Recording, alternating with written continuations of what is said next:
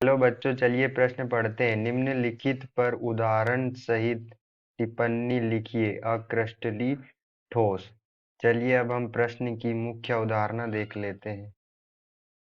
तो हमारे प्रश्न की मुख्य अवधारणा क्या होगी?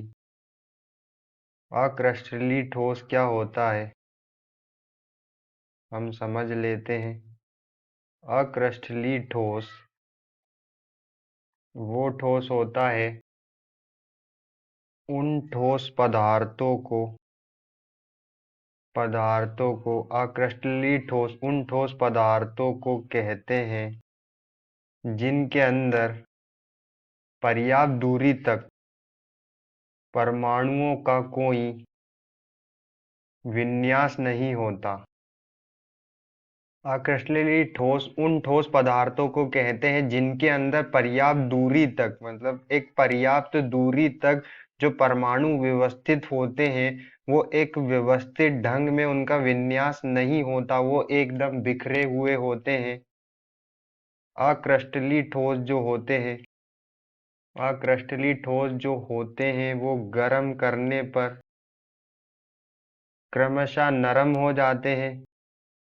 जब हम अक्रिस्टलीय ठोस पदार्थों को गर्म करते हैं तो ये नरम हो जाते हैं।